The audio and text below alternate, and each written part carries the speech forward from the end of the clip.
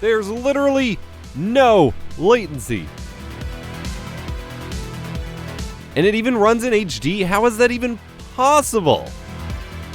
Modern gaming displays are not good enough, and some of them are basically a waste of money compared to CRTs. Are CRTs really still better than modern displays? I've been saying yes for years, but I hadn't actually gotten the real data to back up these claims. Having recently bought a fancy gaming monitor for my gaming setup in the house, the Samsung Odyssey G7, a 1440p 240Hz display with G-Sync compatibility, it's nice, but I've always felt like it should be better. So naturally, as things go, when my wife and I swapped out our desks to sit-stand desks, a CRT went back on my desk.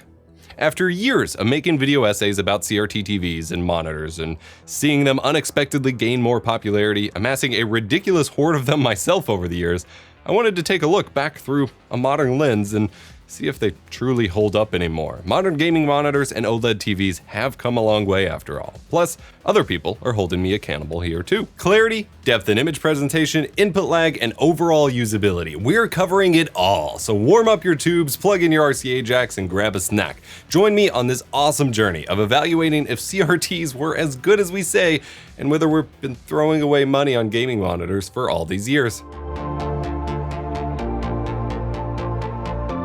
CRT TV sets and PC monitors have a fair bit of differences in terms of what they could do, how they looked, and what the usability you could get out of them was. While there are some exceptions that we'll note as we go, CRT TVs were primarily only compatible with signals that operated up to 15 kHz bandwidth that would primarily be 240p and 480i content. Meanwhile, PC monitors mainly only worked with 31 kHz signal, 480p and higher. I'll be discussing both in this video, and there are plenty of similarities between them, which is why if I just say CRTs in general, I'm probably talking about both. Let's get vocab and history out of the way first. What even is a CRT? CRT means cathode ray tube, and displays work by shooting electrons from a cathode ray gun in the back of the box to the front. This is very different than how modern LCD and LED screens work. CRT monitors are big, bulky, and heavy, and they don't support modern video connections. So they're useless, right? Well, that common perception is only partially true. They do take up more room than flat screens, but they're not always huge. CRT monitors do have to fit on a desk, or at least desks from the 90s and early 2000s after all. CRTs are available in a plethora of sizes, colors, and even shapes. There's a lot more personality to CRTs than the flat black design of just about every modern screen. As someone who obviously loves having unique looks for my setups, the black rectangle gets old. But specs-wise, I have always made sure to have room on my desks for CRTs. But I have been curious as if I could maybe finally stop doing that. And not all CRTs have the bubbled out screen that's so prone to glares. There's a variety of flat screen models out there. CRTs with a flat Trinitron screen are highly sought after by enthusiasts. Unlike their TV counterparts, PC CRTs haven't had anywhere near as much of a resurgence in popularity for retro gaming, at least other than the FW900, which we'll talk about that in a bit. But PC CRTs still have redeeming qualities that make them fun for enthusiasts, and just for those of us who prefer CRTs to LCDs in general, it naturally makes sense to extend that to computer use as well.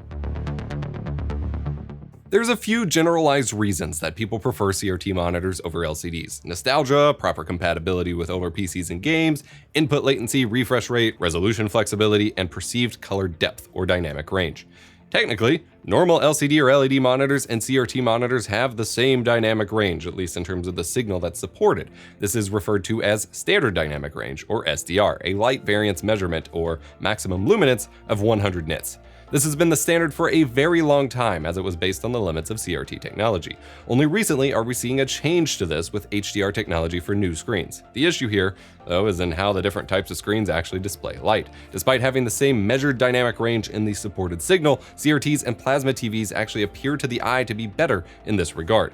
Some often even refer to this as the CRT's image having more color depth. Blacks are deeper, whites are brighter, colors pop more. LCDs more often look flat due to the backlighting's inability to vary brightness enough or on a per pixel basis like OLED, and not being able to go to pure black in the first place. CRT discussions constantly bring up clarity and sharpness. Sounds insane, right? CRTs only supported low resolutions and don't have any of the new screen technology, so what gives? Do I really believe that these monitors have sharper images than high-res LCDs? No. Well, It's more complicated than that. Much how most Hollywood films aren't shot at a native 4K, yet look better than any YouTuber's 4K content. Raw sharpness doesn't entirely determine how good or clear an image looks. Fundamentally, CRTs just display an image differently than LCDs. I'll let Bob from Retro RGB, one of the best resources, websites, YouTube channels, communities, to keep up to date with all things retro, explain it to you real fast. That's something that you don't need to be a nerd to understand or even appreciate.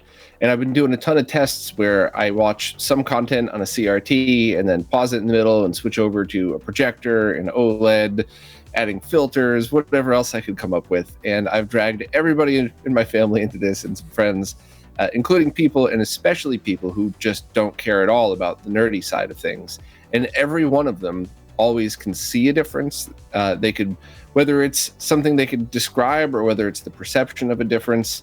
And it really just comes down to the root of how these things are made and how they generate their image. Because no one sitting on a couch watching a TV is going to say, oh, look at that CRT's electron beam drawing the image one line at a time, a zillion times a second.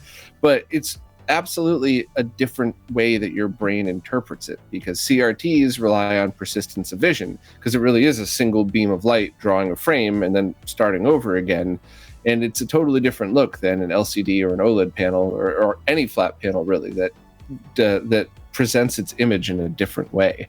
So it's something that it's impossibly hard to convey unless you could sit somebody down in front of a TV. Although with higher resolution images and better flat panels to watch them on, you could sort of get a sense of it. But it's one of the rare things in life where unless you actually are experiencing it in front of you, you just have to rely on content creators to do a good enough job explaining what it's like. It's funny that you mentioned that, because I feel like, and it's such a weird kind of inverse thing, but I feel like we almost, as content creators, it almost seems like we're just massive like salesmen for CRTs, except unlike all the other things we get accused of being shills for or whatever, there's no one who can pay us to promote CRTs because no one can sell them anymore. So it's like the counter of like, we're trying to sell you on something that no one really profits from, except I guess maybe the scalpers, but obviously we don't want that. So yeah, and it's a funny thing too, because if somebody asks, what's the best way to play a pre-HD video game console, so something that never came with an HDMI port, or what's the best way to watch old TV shows that were poorly thrown onto DVD, or maybe you could only find them on VHS or Laserdisc, the honest answer is most of the time a decent condition CRT. And you could get those still. Decent condition meaning it powers up and works. And you can still get them for free if you just are patient and look carefully. And the alternative is incredibly costly. How do you get a video game console from 1987 looking flawless on a 4K OLED? Or, how do you make that TV show look less grainy and crappy? And there are definitely ways to do it. And especially in the video game world, there's some pretty amazing people creating incredible products most of us didn't even think were possible 5 years ago. But it just still comes down to, do you really want to deal with a big, bulky CRT that's eventually going to need a rebuild, just like an old car, an ancient clock, whatever. It's anything that's old is going to require maintenance. Or do you just buy a scaler of sorts and then plug it to your TV and let that do the rest of the work?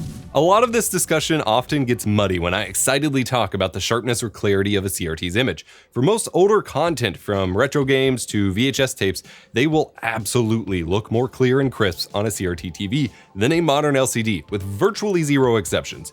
You can get great upscaler units like the RetroTink 5X or the GBSC AIO to scale your games to 1080p or 1440p for modern TVs. And for 8 and 16-bit pixel art games, they will be absurdly sharp and crisp, but you lose most of the blending and trickery done to make a more convincing image that only shows up on a CRT. All right, so I have very jankily set up the RetroTink 5X Pro, which is an upscaler that can upscale retro consoles up to 1440p and kind of 4K, to my LG CX OLED here. And we're gonna play a couple games. I'm gonna do PS2 and Nintendo 64 because they're easy for me to rig up. We're gonna see how they fare versus my BVM, I guess, because this is cheaper than my BVM was. All right, well, this is a 4x3 game that's showing up in 16:9, so we gotta fix that. All right, we're sitting at 1920 by 1440 at 60 frames per second. I'm very excited.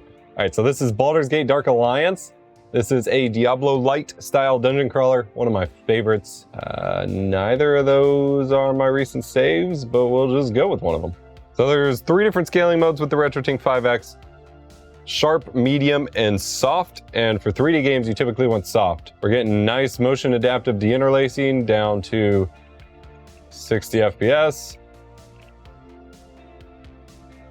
Haha.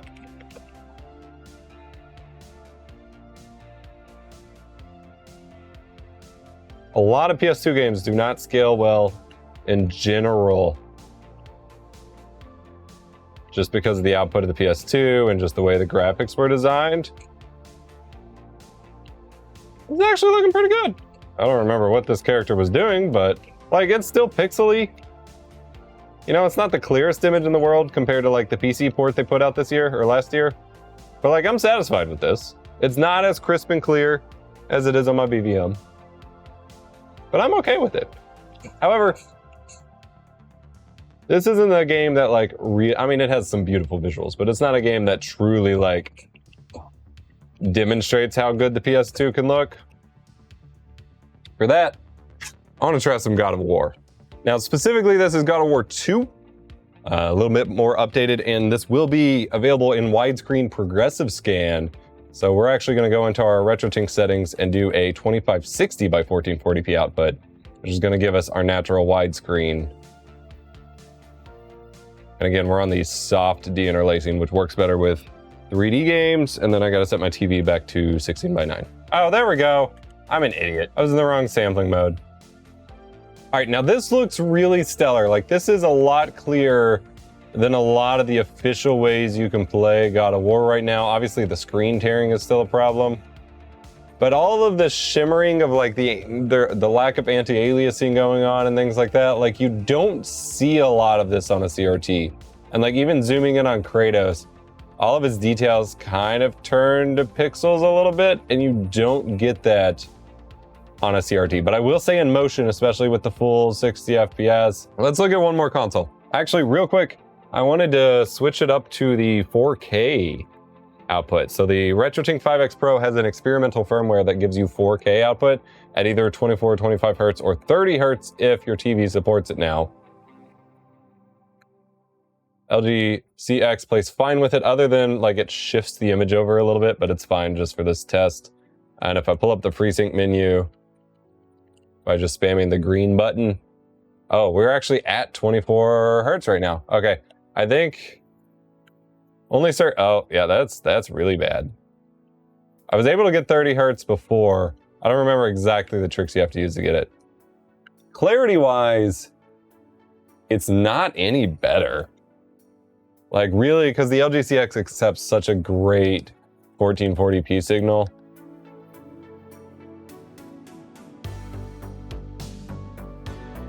Like there's a little bit of sharper like pixel details on Kratos at 4K, but I think the 1440p mode is the way to go, especially because you get the full frame rate. All right, let's try another console. Okay, my usual mobile Super Nintendo got moved somewhere, so we're trying out a more pixely game. This is Crash Team Racing PS1 game, still running through the PS2. So we can start fixing our aspect ratios here. So interpolation, do we want sharp? We kind of want medium, I think. This is a 240p game, so we don't have to worry about deinterlacing. For samples, we want PS1. We got our nice 4:3 action going on here. For output res, we can stick with 1440p.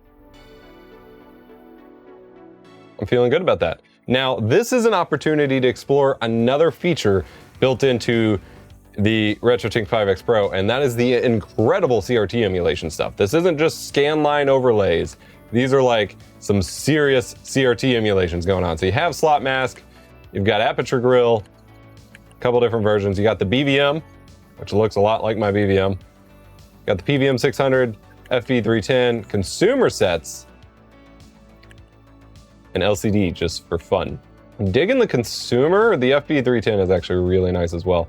Obviously, a lot of people navigate towards the more traditional scanline looks, but most consumer TVs didn't have that thick, obvious scanline look to them, so I'm not a huge fan. Aperture grill's kind of nice, and it moves with the content instead of just being like a PNG overlay, so you don't got to worry about burning from it or anything. I'm gonna go with Consumer 2. We're just gonna do a quick arcade match. Now you're losing some of the depth of looking at a BVM, but you get those nicer blacks. I want to see how this looks in motion. Yeah, this looks phenomenal. This is more or less how I expect this game to look.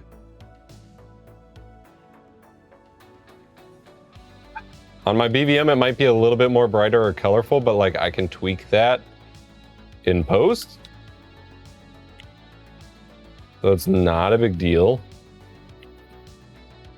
Oh, rip. Yeah, this just looks absolutely incredible. And this is still with BFI on as well, I'm pretty sure.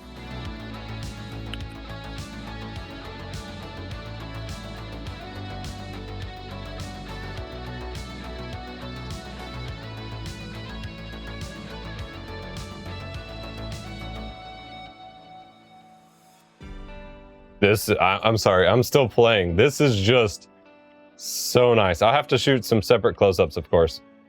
But like, this is legit. This looks exactly like it looks on my bigger TV, for the most part. Yeah, I mean, there's always gonna be some differences, as we talk about in this video, of course, but I'm putting my money on it now. Had I had the LG OLED when I was looking at buying my BVM D24, I don't, especially with these scalers. Obviously the scalers weren't out yet, the CX wasn't out yet.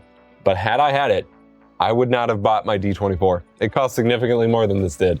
And with this scaler and the CRT emulation, like, it's not the same thing, and I will continue to appreciate what I can do on the BVM and the way that it looks, but I wouldn't have felt as compelled to buy it, because this is so nice.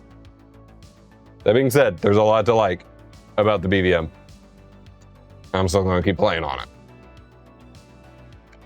I'm not selling it or anything. All right, that was cool. I dig that. That was exactly what I wanted. And then there's consoles like the Nintendo 64, which never looks good on a modern display, even with mods and upscalers and the works, but looks totally fine and somewhat impressive on a CRT. HD content, on the other hand, generally won't look better on a CRT. Content designed for modern high-res flat panel displays will almost always look better on those. But there are some slight exceptions. Many of us actually do enjoy using widescreen and HD CRT sets, such as actual HD CRT TVs from the end of the consumer CRT manufacturing era, or some multi-sync BVMs or broadcast video monitors. These were used in production studios, broadcast studios, and so on. The difference between a BVM that supports HD formats and an HD CRT comes down to signal processing. BVMs still use entirely analog signal processing, so even when connecting a 480p, 720p, or 1080i source, if supported via the YPB-PR component inputs, the signal is all being processed and displayed without scaling or any digital processing, meaning it's as high quality as a source as it can get while there's zero added input latency. HD CRTs, meanwhile, almost always scale your content. Some scale everything to 540p, some give you the option of scaling to 540p or 1080i. There you can often get some lower input latency with native 1080i content, but 720p will always have scaling and processing. And either way, there's some not great digital to analog conversion happening inside the box. These sets are still wonderful for watching movies, TV shows, or playing some games, but not great for games where reaction time is crucial. A lot of games released on the PlayStation 3 or Xbox 360 were still designed with tricks or visuals to keep CRTs in mind, and even at higher resolutions, they just look better on a CRT. Plus, despite 720p and 1080p output options being supported on these consoles, most games rendered at a much lower resolution and can still look blurry on modern displays, whereas they look much crisper and cleaner on a CRT. Not to mention the weird bug in the PS3 scaler causing many games to only ever support 720p output at all, making them not look great on a 1080p TV. Despite PS3 being my preferred console, I often just only bought games on the 360 instead because they looked better on my TV at the time. The reason content can look better on tubes is both due to the previously mentioned clarity gained by having images drawn in lines rather than locked pixel counts, but also the perceived depth of the image. Since the image you see is generated by light being allowed through or blocked, blacks in a scene are going to be mostly pitch black with no light coming through other than some ambient glow from other phosphors around it. The glow also contributes to the aesthetic too, though. We have only finally started seeing modern TVs compete with this in the form of OLEDs, which are only really just becoming accessible to more normal consumers within the past year or two. This also means that watching super compressed video streams looks significantly better on a CRT. You actually wouldn't know most Twitch streams were full of blocking at all when you watch them on an HD CRT.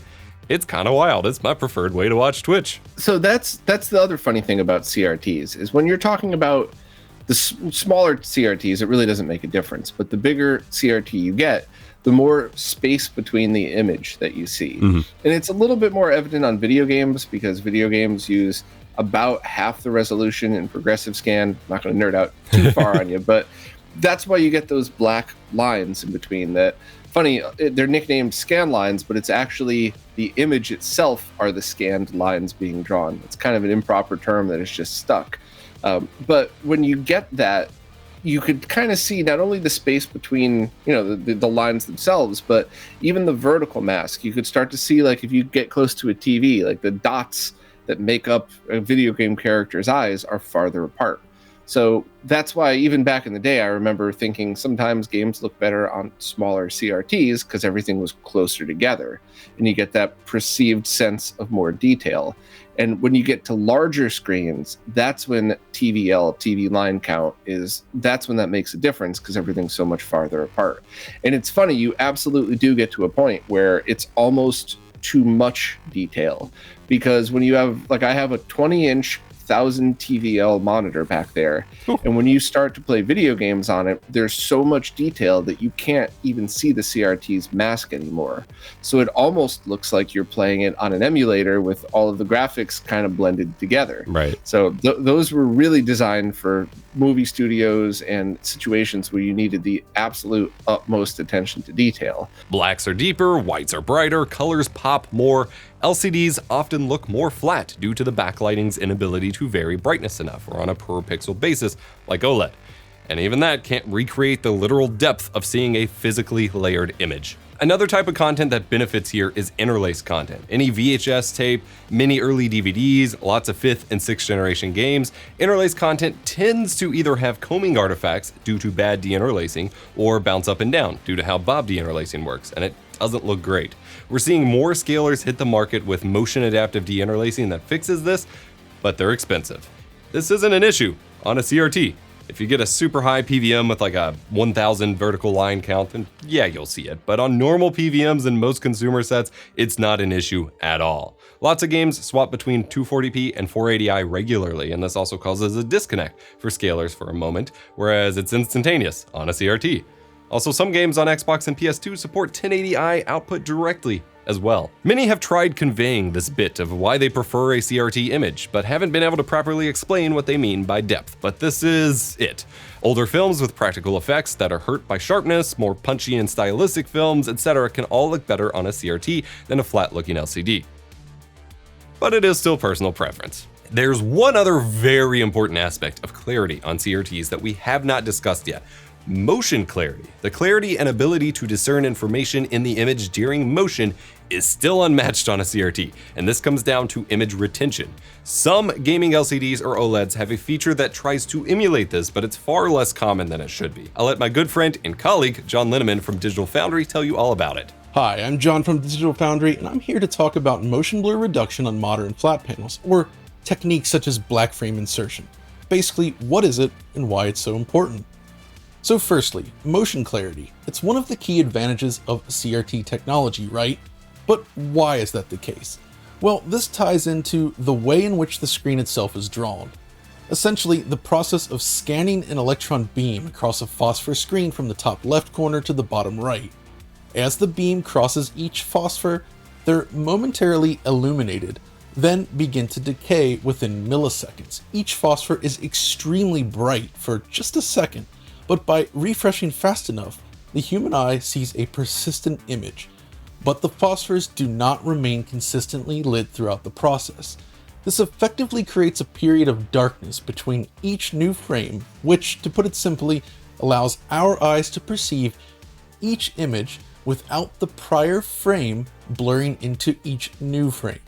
And this is what black frame insertion, or if using something like an LCD with a backlight, strobing, is designed to simulate. That perfect motion you get on a display like a CRT. It basically blanks out the screen between each new frame. The length of this period determines the clarity of motion. This ties into what is perceived as one of the benefits of a flat panel, however: zero flicker. You see, when using a CRT, you will notice flicker at lower refresh rates, but with a sample and hold display like an LCD or an OLED display, at least by default, you get zero flicker.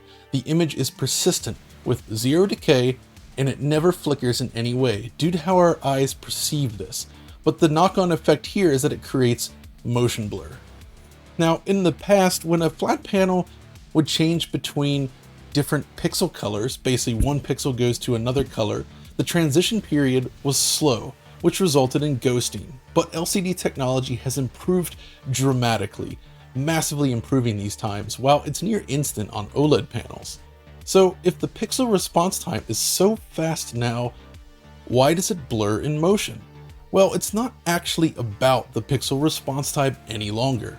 Instead, this is down to persistence of vision, basically the length of time a pixel remains visible to our eyes. And this is where techniques such as black frame insertion, strobing, and the like all come into play. The persistence of each frame is basically shortened by blanking out the screen between each refresh. The longer the blanking period between each frame, the lower the blur. The downside to this, increasing this period of time, also increases visible flicker and reduces display brightness, both of which may not appeal to everyone. When used, however, this can effectively eliminate or greatly reduce persistence motion blur. Imagine playing a game like Sonic the Hedgehog on your CRT. As the screen scrolls, the checkerboard patterns of Green Hill Zone remain remarkably sharp and clear. But if you play this same stage on a normal LCD monitor without any sort of strobing or black frame insertion, suddenly everything smears together. By enabling black frame insertion, however, the motion clarity is restored, and the game can begin to resemble what you might have seen on that CRT display. The problem is that the implementation of this feature seems to vary wildly between manufacturers. It's very successful in some of them, but perhaps less so in others. And in the case of something like LG's OLEDs, they've actually reduced the effectiveness of the feature with the latest models. Likely to increase brightness, but as you know, this just means shortening the time the image is blanked out. Another drawback is that it's difficult to combine this with something like variable refresh rate, as BFI basically needs to be synchronized with the refresh rate to work effectively. A dynamic refresh rate means that this is a lot more difficult to implement. Some LCD monitors do support this feature, but it's pretty rare. Despite these difficulties, however, I feel that the technique is extremely important to the future of display technologies. With a high enough refresh rate and frame rate, say upwards of 1000 FPS, it's actually possible to achieve this motion clarity without relying on strobing or black frame insertion, but delivering these results, especially when dealing with retro content, isn't exactly easy. So this is one area where I feel research and implementations need to keep evolving as we move forward. For everything that modern displays offer, the use of sample and hold ensures that persistence motion blur remains a serious problem.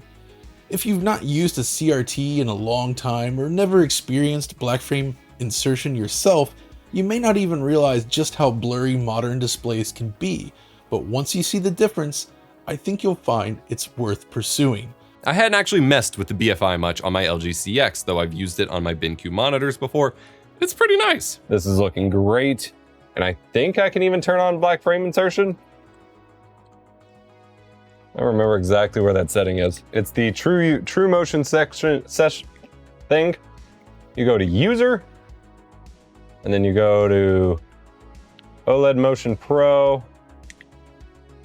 There's low, medium, high.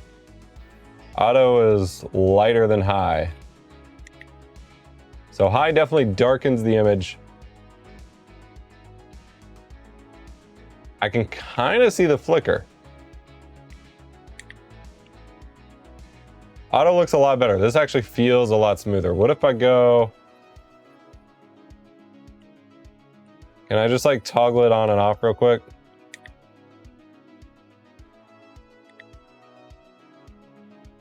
Yeah, it feels a little smoother actually. So that part feels really good. The 60 FPS on this game, other than the screen tearing, is really nice. But I already knew all of this. It's why I like CRTs. The motion clarity explains some of it, but I don't have an answer as to why they feel so much snappier. The other serious point I mentioned before was input latency, or input lag. Digital signal equals processing time equals input delay. It's always there, even if it's low enough that you can't detect it. However, generally speaking, analog means no input lag. It's not quite that simple, I know, but it's a good rule to keep in mind. There were digital CRTs too. These are the HD CRTs, like the one that I have. Most 4:3 aspect ratio normal CRTs will be fine, however, as they tend to be analog only. There are a tiny handful of HD or digital 4:3 CRT TVs, but they aren't something you'll encounter often. And yes, no input lag is glorious, and the only way that some people will play games. In fact, it's why I've always wanted the legendary FW900 16x10 PC monitor, so I can still play modern games. Platformers, rhythm games, fighting games, and shooters all benefit heavily from the lack of input lag. Just remember the controller, the console, any audio video switchers, and so on all play a role in input latency as well. Measure latency compared to a 1440p 240Hz monitor. I'm using NVIDIA LDAT, which stands for Latency Display Analysis Tool. It's basically a mouse hooked up to an image sensor that just kind of detects when light changes. And we've tested it, and it compares to how you would typically do with like an LED and a slow motion camera, but you can do it at scale. It runs a lot faster. I've already got the data set for the LCD monitor, but I kind of wanted to see the CRT stuff in real time. There's some factors that may affect it, but I'm super stoked to see here. So it is just waiting on me to press the button. Of course, it's designed to string over a monitor, but they don't have the string big enough for a giant CRT, so we're taping it like professionals. Oh my God, that's better than I expected. So for context, the average latency I was getting on the LCD monitor was about 12.89 milliseconds. We were looking at about 4.1. And that's with a little under 3 milliseconds of average actual game rendering latency, which is most of that time. So we're looking at, this is super rough data, we'll have better data in a minute. But at 120 hertz, we're looking at about 1 milliseconds worth of input latency with all of your operating system, your game, and all of that going. That is insane. Now I have some other DisplayPort to VGA cables I want to test to see if I can get 240 hertz interlace working, because that might be even lower. Oh boy. It doesn't even compare to the LCD side. Looking at the full LDAT data for CSGO, the average input latency running at 1440p 240Hz on my Samsung Odyssey G7 with G-Sync enabled and settings on low was around 19.5 milliseconds. This is a measurement of the entire signal chain, from mouse click to change happening on screen. Obviously, the CRT will not be running at 1440p, so I also tried running at a lower resolution, close to the CRT res, to be more fair. But this actually resulted in a 7 milliseconds increase, as scaling from non-native resolutions on LCD displays is pretty slow.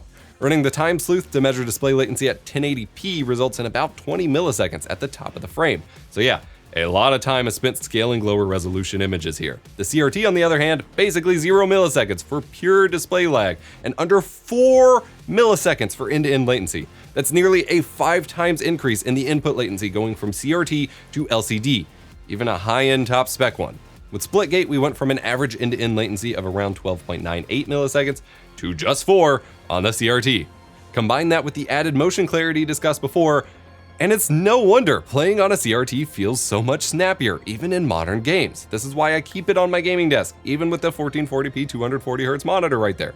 Just let it sink in. 240Hz, G-Sync, and NVIDIA Reflex Plus Boost is still slower than 120Hz on a CRT. Need I say more? Well, yes, the G7 is an LCD panel, and we still have to test OLED. I was not going to be able to let this go if I didn't also test the OLED, because OLEDs are supposed to have, such faster pixel response times compared to LCD, right? So first and foremost, we have the Time Sleuth running at 1080p. At the top of the frame, we're looking at 17.5. We can decrease that a little bit, I think. Settings, game mode, yep. So that part's good, but there is a setting in here.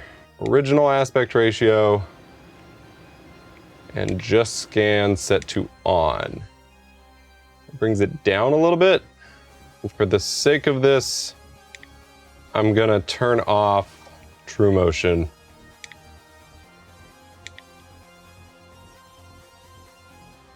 All right.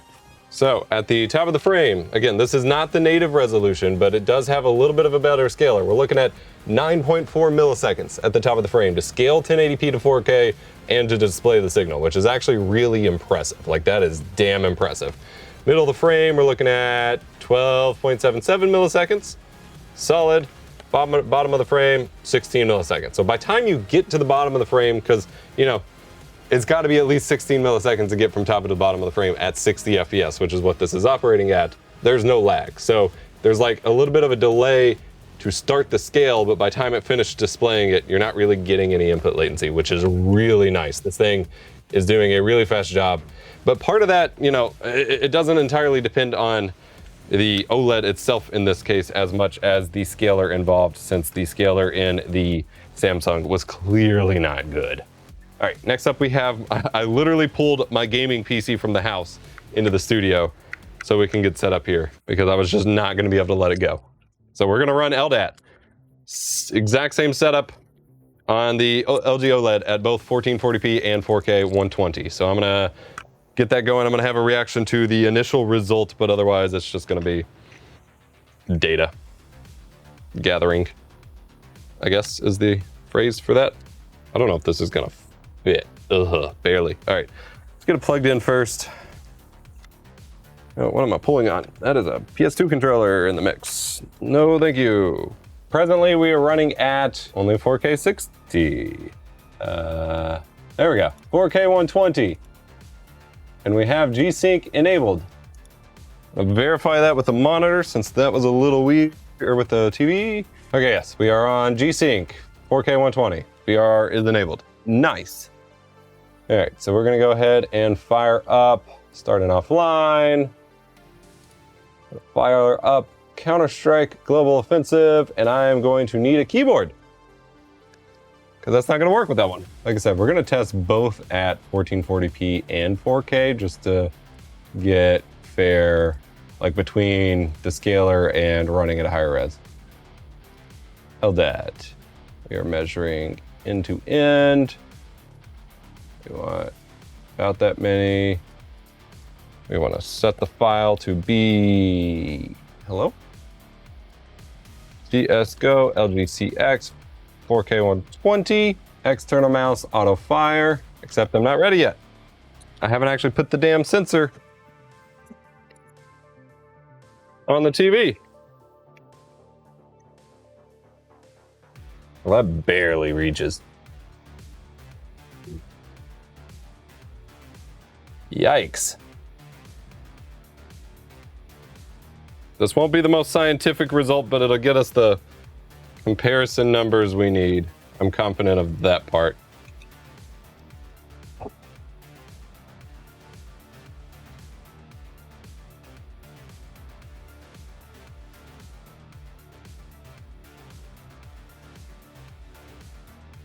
right, I'm just gonna have to hold it here for a couple minutes.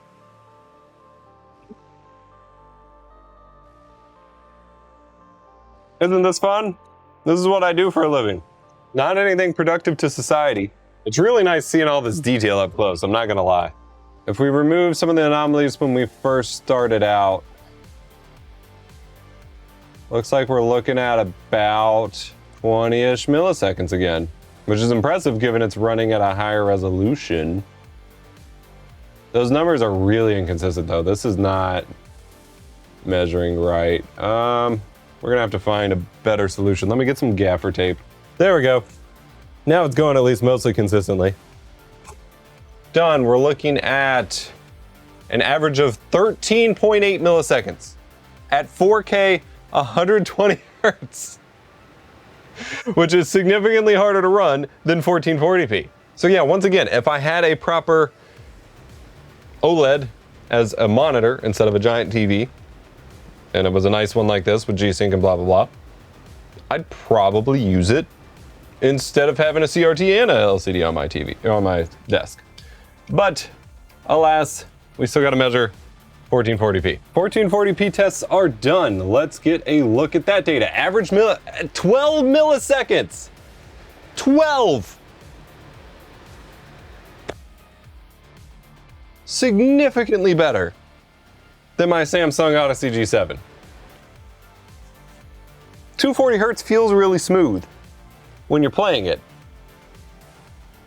But I can't help but feel like I've wasted my money. Modern gaming displays are not good enough, and some of them are basically a waste of money compared to CRTs. All right, let's go ahead and do split gate for thoroughness, but I'm feeling pretty good about this.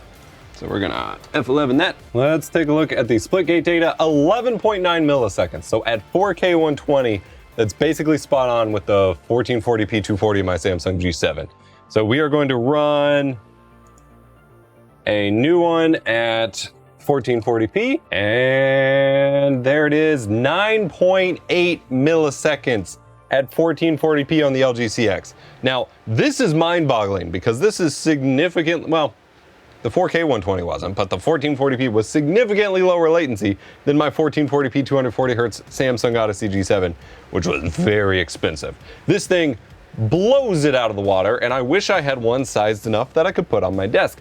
That being said, as hyped as I am for this, it doesn't compare to the 4 milliseconds of game processing time and thus plus 0 milliseconds on the display. Like, the game is averaging about 4 milliseconds of actual like render time for the game, and then you have to add, I guess, an additional 5-ish milliseconds of display lag to it.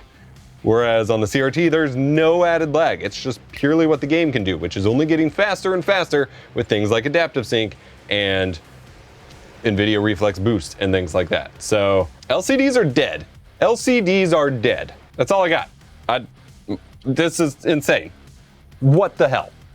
So yeah, 240 hertz seems like a big win, but it seems like it's still a waste of money compared to an OLED or a CRT. And it seems like monitor companies are still desperate to compete with the responsiveness of a CRT, even with the upcoming 500 hertz displays. I don't really think I want another LCD gaming display ever again. All this fanboying over how great CRTs look is fun and all, but is it really worth dealing with the weight? For many, no, probably not, especially not with the bigger TVs. But most small or medium-sized CRTs weigh very little and can be picked up for cheap or free and just used when you want the nostalgia or to play specific games. Alternatively, if you have different ways that you watch different kind of movies and TV shows and the like, why not include a CRT? A big thing for me is getting these off of the streets and out of the trash. Disposing of CRTs in the normal garbage is both illegal and very dangerous for the environment, and yet recycling them kind of doesn't seem to happen. Most attempts at building recycling centers for CRTs resulted in warehouses upon warehouses of CRTs stacked floor to ceiling and doing nothing with them. Getting them in the hands of people interested in them and having a little fun is a win. Plus, the more we keep from getting left out in the rain or smashed, the more we can preserve for people who want to discover them down the line or who needs parts for repair. While older tech is built to last and tends to last way longer than modern stuff, these things do break down eventually and may need repaired. They are getting very, very old now. Keeping documentation and hardware preserved helps make sure that can continue to happen. Great work is being done by people like Steve from RetroTech, who refurbishes and restores a ton of CRTs and makes content documenting these adventures, while also now touring and teaching museum staff about it too. He's the one who refurbished my BVM D24. Great work. Hey, I'm Steve with RetroTech, and in my workshop, I repair and restore analog video hardware, but my primary focus is the CRT display. I've spent years researching these machines, and I'm gonna help you out with some tips so you can get the most out of your CRT. All right, so tip number 1 involves magnetism. A CRT produces a magnetic field within itself using what is called the yoke. This magnetic field is used by the CRT to direct the image as to where to land on the screen. This is important because external magnetism can affect your CRT's image, causing interference and problems with color. These issues with color are called purity problems. Now, to combat this issue, most CRTs have a built-in degausser. This is the bong-style noise you hear when you first power on a CRT. The degausser is meant to clear up the screen and rebalance the magnetism of the CRT, thus correcting the colors. The big issue is lots of items create external magnetic fields that affect a CRT. These items include speakers, power supplies, and even the poles of the earth. Be careful of what you have around your CRT. All I have to do is wave a magnet in front of this CRT and it will mess up the colors. So having a degausser is key to keeping a CRT usable. Most Pro CRT monitors have strong degaussers built in that can be used anytime by pressing a button.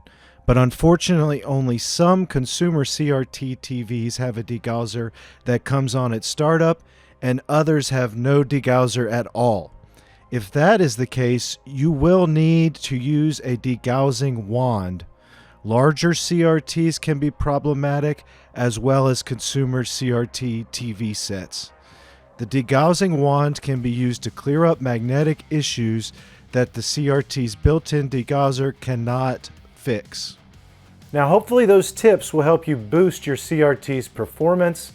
Thank you again, Professor, for having me on today. And if you want to learn more about CRT maintenance, repairs, reviews, and restorations, then please go check out my channel, RetroTech. Just as a super quick note, if you're trying to connect a CRT monitor to your PC, the best modern way is with newer DisplayPort to VGA adapters. HDMI ones, other than the rare oddity, are generally pretty bad, but DisplayPort converters and USB converters for the older 20 series NVIDIA GPUs actually work pretty great. However, RTX cards no longer support mapping custom interlacing resolution modes, so if you want the best experience, something from the GTX 900 series or older is great, as they still have DVI with the analog pins to get native VGA output, and the drivers work with cool formats. Also, download CRU, the custom resolution utility. Speaking of BVMs, the more sought after CRT sets are starting to get more and more expensive. In fact, the main reason I haven't been able to get an FW900 is because their prices continue to soar by people hoping to make a quick buck. But there is a man who has been living out all of our childhood dreams in recent years, from Hot Wheels PCs to ultra-wide DLP monitors, Game Gear rebuilds, and recently the FW900 monitor. I wanted to get Linus's pragmatic thoughts on actually choosing and even using the dream CRT over today's latest and greatest gaming panels.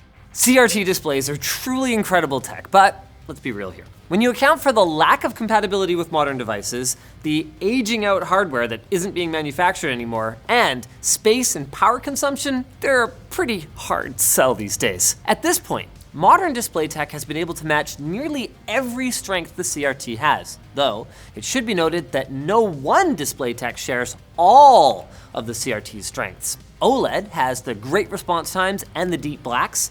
IPS panels have wicked high refresh rates, brighter pictures, and suffer less image degradation over the course of their lives, and both of them have sharper images and higher resolutions that make resolving text and UIs better. And at 1440p and especially 4K, artifacts from resolution scaling and aliasing become far less noticeable. Oh, and don't forget the selection of form factors and aspect ratios for monitors that flat out, pun intended, don't exist for CRTs. Right, and you'd also have a warranty you could rely on. But after buying the holy grail of CRT monitors and playing games on it, it kind of does live up to the hype. I've never seen a CRT quite like it. It truly is astounding. But if I was dropping thousands of dollars on my one display, I'm going QD OLED these days. I know that sample and hold display tech can't match the motion clarity of a CRT, but in my non-pro gamer eyes, that improvement is noticeable but minor compared to QD OLED's incredible image quality. With all of that said, CRTs are an unreplicable experience, and the limitations and downsides, they're kind of part of the charm. It's like vinyl records. It's about being able to experience something that you love in a new way, or better yet, the old way that you used to. So if you can get your hands on a cheap CRT, or please divert one from the landfill, I say go for it. Practicality be damned. It's a hobby, right? Have some fun. Oh, maybe I need to look at QD OLED. Samsung, MSI, please. Considerations that might actually be important to you also include power consumption and heat output. At least that's what people regularly say are problems. I've been lucky enough to live in an area where power costs are cheap, and putting the responsibility of saving the environment on the consumer while corporations destroy the planet is a scam, but I wanted to test for myself. Yep, My Samsung G7 uses about 50 watts of power running a game at 1440p 240 Hz, and my CRT at 120 Hz is eating about 80 to 85 watts of power. So definitely an increase. Heat-wise, it's really hard to say. CRTs release a fair bit of heat out the back, but so do all of my gaming monitors and high-end TVs. Hell, LG just released an OLED with bigger heat sinks to overclock their panels and needed better cooling even. CRTs don't compete even with the most mild of gaming PCs for heat output anyway. You also have to account for the weight. A 21-inch PC CRT monitor weighs about 69 pounds, and as you'll need a much deeper desk than you would for an LCD, it's worth considering too. Plus, wall mounts were nowhere near as elegant back in the day. In terms of gaming, while plenty of games do, some newer games don't support 4:3 aspect ratios anymore, meaning you have to stretch it from other formats like 16:10. For games like Apex and Warzone, I find the distance visibility to be too impacted to really be able to compete as much, whereas more traditional FPS titles like Halo and Splitgate do just fine. And the added performance of running at a lower resolution is a win there as well. There's a lot of technical talk in this video, but just remember, it's a fun hobby. We're exploring our passions and our interests to have fun. So if you're obsessing over it to be the most correct on the internet or to flip things for the most cash, you're barking up the wrong tree. We spent 20 years now with everyone moving to flat panel displays and giving up a lot along the way. It's just fun looking back and seeing how unexpectedly capable CRTs actually were and why LCDs are still trying to catch up to them even today. I often get asked which CRT monitors or TVs someone should be searching for, and it's a question I cannot really answer. At this point in the market, you just kind of have to pick what's available, to you. You can't go hunting for one for the most part. In terms of PC monitors, literally any will be great to start. Even if you can't run some of the higher specs, you're still gonna have a lot of fun with it and be able to, do some cool gaming, but there is a bit more of a scale and supported formats there that you might wanna start looking at upgrades once you figure out if this is a hobby you wanna deal with at all. In terms of TVs, any TV with composite or ideally S-video will be great for console gaming. Just remember to not pay scalpers for these. A lot of people are now listing CRTs on eBay and other places trying to get people who are new to this hobby or that are interested purely for retro gaming and just skyrocketing the prices beyond what they're actually worth. For example, the FW900 from Sony and the couple clones of it is my holy grail of a PC CRT monitor. 16:10, supports 1440p equivalent at 16:10 at 85 Hz or 120 Hz at other formats, but it's not worth $3,000+, especially when all of them will either have a cracked chassis, damage to the anti-glare coating, or they'll need work on the capacitors and stuff on the inside, and will either need repairs or be, die soon anyway. Plus, especially for the higher end formats, you gotta pay a lot more for the hardware that can actually drive it at its full spec, or use older GPUs, which will struggle to play the new games at those specs anyway. It's not worth paying $3,000 for, and this is why I still don't have one. I gotta say, while I mostly already knew why I preferred CRTs and yada yada, I hadn't truly put the data to it like we have in this video. And I kind of regret buying the G7. I wanted a new top-of-the-line gaming experience, but I just find myself playing anything that still supports 4:3 on my CRT instead.